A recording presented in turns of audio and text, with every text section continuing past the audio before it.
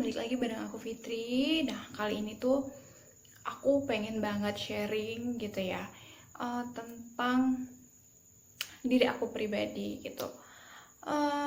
Banyak banget kayak yang mungkin merasakan seperti aku gitu loh. Jadi aku pengen banget sharing gimana cara aku tetap semangat, gimana cara aku tetap happy gitu dengan diri aku gitu kan. Jadi pengen banget deh berbagi tentang kehidupan aku, semoga teman-teman bisa ngambil pelajarannya gitu. Jadi aku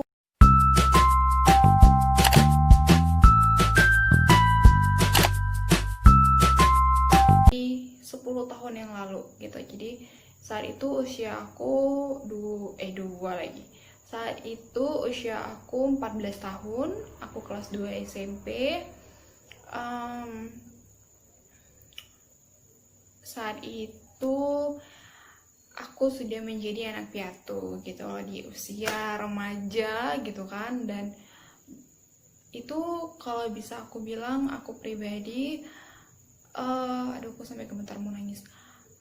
Usia 14 tahun itu masa-masa kamu butuh banget mama, sosok ibu, bunda, mama atau bundo atau apapun, umi, atau apapun panggilan teman-teman ke sosok seorang wanita hebat ini gitu.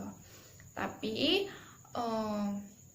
aku pribadi sudah kehilangan sosok mama saat usiaku 14 tahun. Jadi teman-teman tahu banget pasti di luar sana yang tidak punya mama lagi seperti apa gitu. Jadi aku sudah ditinggalkan mama itu di 10 tahun. Kelas 2 SMP aku tinggal mama, terus aku tinggal bareng sama ayahku. Aku benar-benar kayak masih shock gitu loh, kayak saat mama meninggal tuh ya aku gimana ya bangun paginya, gimana ya aku sarapan, gimana ya aku ngurus diri aku, gimana ya aku hidup nanti. Aku mikirnya saat itu seperti itu gitu. Jadi ya Allah, ini emang aku bisa kuat, emang aku bisa setegar itu gitu loh. Jadi apa ya, kayak shock, kaget, bisa nggak aku melewatin semua ini gitu. 9 bulan mama meninggal, ayah nikah lagi sama ya, ayah dapatnya seorang wanita, gadis berusia 30 tahunan gitu.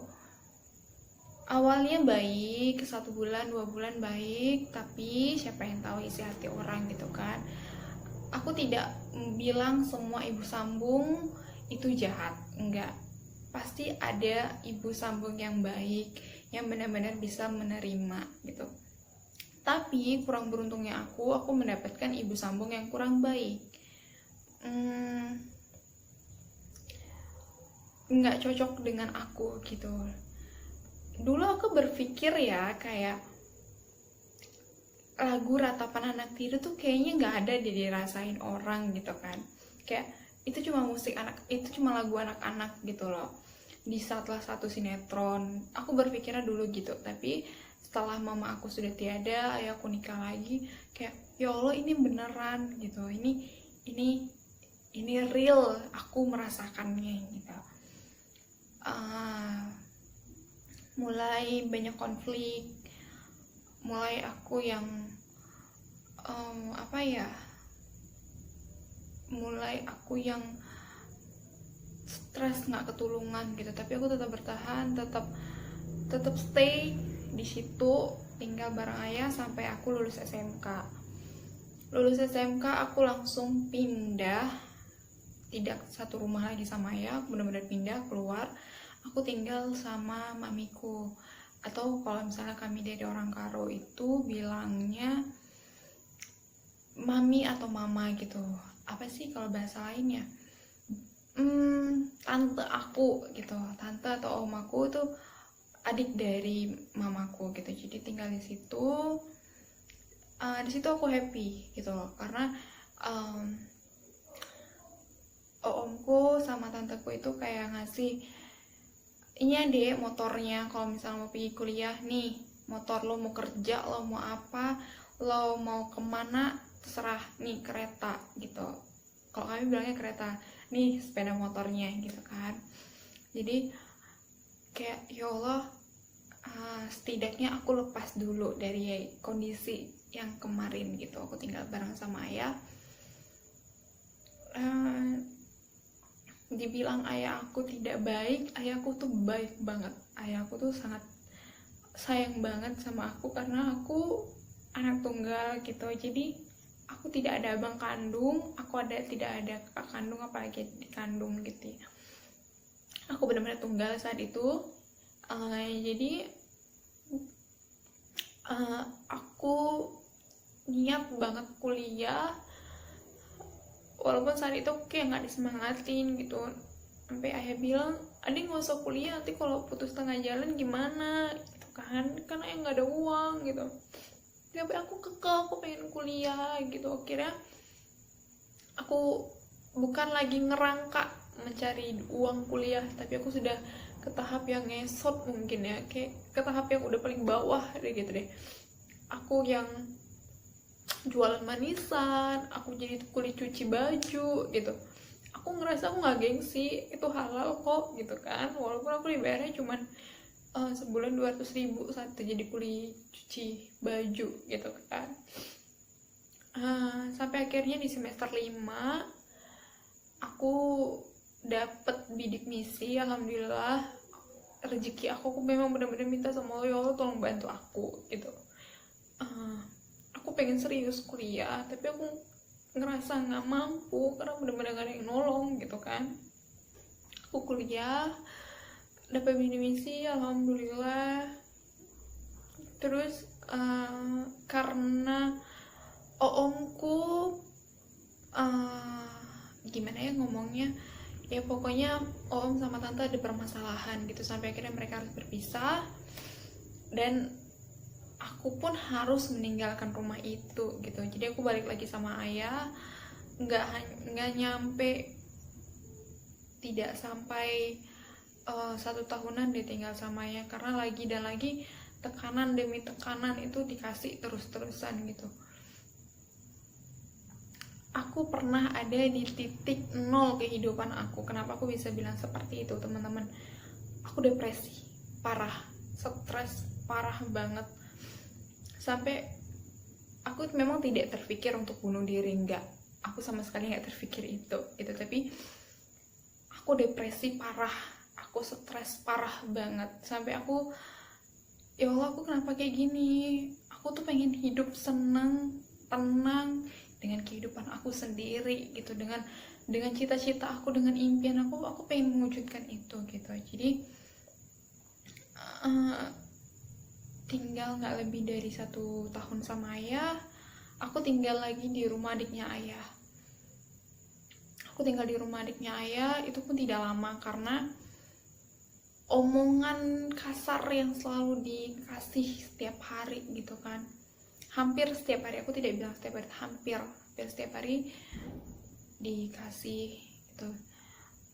Aku nggak sanggup mendengarnya karena aku tidak pernah dikasarin, atau orang tua aku tidak pernah ngomong kasar ke aku gitu loh, tidak pernah sama sekali. Jadi kayak ya Allah, kena banget di hati aku merasa tertekan, apa-apa aku takut kayak gitu kan. Tapi aku kuliah tetap jalan sampai kayak 2 tahunan aku tinggal sama adiknya ayah. Terus aku pindah lagi ke 2017, aku pindah lagi ke tempat abangnya ayah. Ngomongnya apa sih kalau misalnya itu Pak D ya, atau kalau bahasa Acehnya itu kayak Pak Wah gitu. Aku nggak tinggal di rumahnya, aku tinggal di tokonya gitu. Aku tinggal di atas di tokonya. Di situ aku bahagia banget, aku bahagia karena apa? Aku minta ketenangan, Allah kasih aku tinggal sendiri di toko itu. aku bebas, aku mau berkreasi apapun, aku mau melakukan hal positif apapun di toko, silahkan gitu. Aku bahagia banget deh pokoknya. Aku kerja, aku kuliah, aku mulai serius jalani bisnisnya gitu. Tapi balik lagi, ternyata ibu sambungku ini kayak nggak rela banget gitu aku bahagia gitu. Jadi gimana ya, tetap datang kayak bukan menghantui, tapi memang datang selalu untuk mengambil sesuatu yang bukan miliknya gitu. Aku bertahan, aku bakal menderita. Jadi apa yang aku bilang, ya Allah, salah aku di mana gitu, kesalahan apa yang pernah aku buat sampai kok aku nggak bisa bahagia gitu, kok aku gini mulu sih hidupnya gitu kan. Sampai di usia 24 tahun ini, aku jujur aku belum menghasilkan apapun. Menghasilkan apapun tuh dalam artian aku depresi, teman-teman. Aku tuh stres banget sampai akhirnya aku memberanikan diri. Aku memberanikan diri banget, aku datang ke psikolog. Aku datang ke situ dari SMA, jujur aku dari SMK. Aku sudah punya guru psikolog aku sendiri gitu. Jadi kalau setiap ada masalah apapun, aku cerita ke beliau, ke ibu itu gitu, ke guru itu aku cerita semua hal yang aku alamin. Tapi aku selalu dibilang, Fitri sabar kayak gitu. Cuman aku percaya banget sih sabar itu nggak ada batasnya. Walaupun banyak yang bilang sabar itu ada batasnya, Fit, bagi aku nggak ada gitu loh. Bagi aku tidak ada batas sabar. Tapi balik lagi, aku cuma manusia biasa gitu. Kalau misalnya disakitin, dikecewain, aku pasti nangis kayak gitu kan. Ya lulus SMK itu tahun 2014 aku lulus SMK. Aku masuk kuliah 2014 juga. Aku merasa kehilangan sih guru psikologku. Jadi selama tekanan demi tekanan itu datang, aku drop parah, kayak aku nggak ada gunanya deh, kayak aku ngelakuin ini salah, ngelakuin itu salah, sampai gitu aku mikirnya gitu kan. Jadi aku datang ke psikolog tanpa diketahui ayahku, tanpa diketahui keluargaku, tanpa diketahui siapapun gitu loh. Aku cerita semua keluhan aku cerita semua kesakitanku, tekanan demi tekanan, depresi yang aku alami. Tapi aku nangis di situ. Aku kayak berapa jam ya ngobrol sama dokternya gitu. Aku bilangnya dokter ya, nggak tahu gitu, maksudnya gimana ya aku cerita. Aku cuma pengen bilang untuk kamu di luar sana yang sama seperti aku, yang udah ditinggal sama mama kandungnya, terus ayahnya nikah lagi, punya ibu sambung yang tidak baik. Aku tidak bilang semua ibu sambung tidak baik ya, tapi ya kurang beruntungnya aku tuh aku dapet ibu sambung yang kurang baik gitu. Terus ayah kamu bingung milih kamu atau milih ibu kamu. Aku cuma pengen bilang tetap semangat, jangan pernah merasa kalau kamu itu nggak bermanfaat, jangan pernah ngerasa kalau kamu nggak punya masa depan, jangan ngerasa kalau kamu itu gak bisa apa-apa. Kamu bukan anak yang dibuang. Kamu itu bukan anak yang dibuang.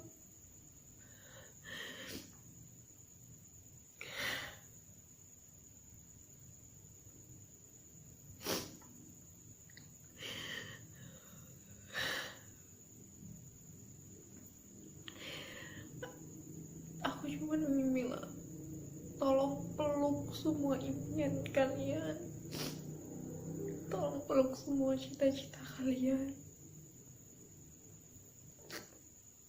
Bener, kalian deketin diri kalian sama Allah, sambung koneksi kalian sama Allah.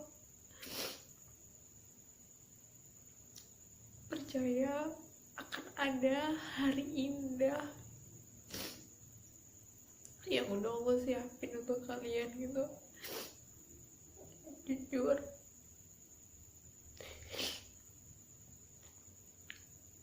aku pernah berpikir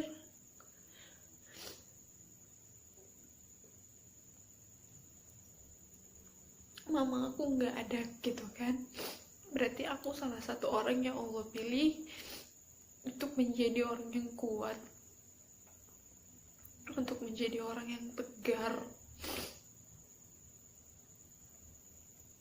Aku udah berusaha sekuat aku bisa, walaupun terkadang aku kayak rapuh gitu, kayak aku bisa nggak ya ngadepinnya, aku bisa nggak ya ngelewatinnya gitu. Sampai aku tuh sering, bahkan aku tuh kayak selalu kayak cerita, aku nggak tahu, jujur aku nggak tahu cerita ke siapa. Kadang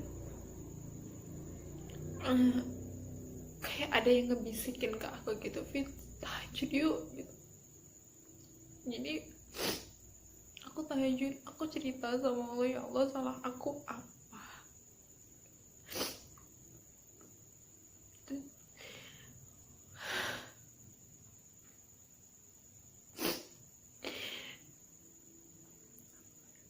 Salah aku apa kok sampai gini banget gitu, hidupnya numpang sana sini,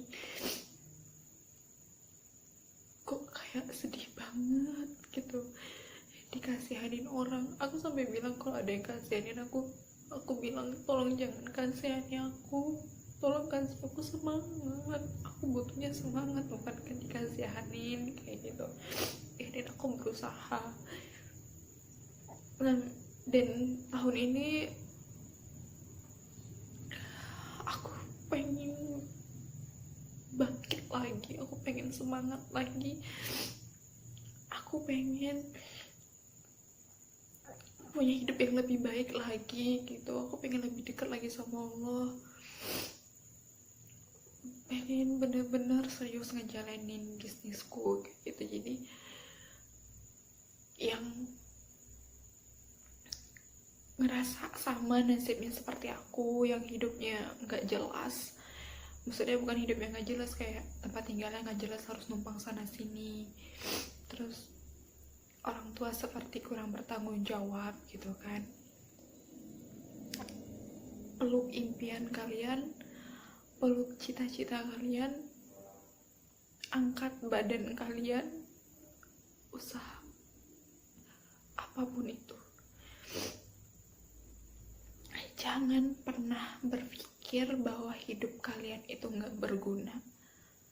Kalian orang yang Allah pilih, yang punya bahu yang cukup kuat, kaki yang sangat kuat untuk melangkah, mata yang cukup kuat untuk memandang masa depan, dan tangan yang cukup kuat.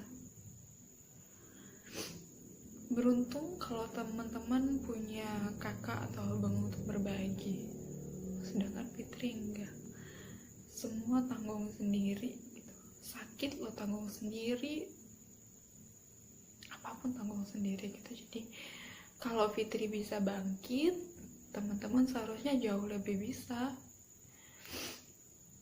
Jangan pernah sesali hidup kalian, karena kita tidak pernah meminta untuk lahir dari rahim siapa.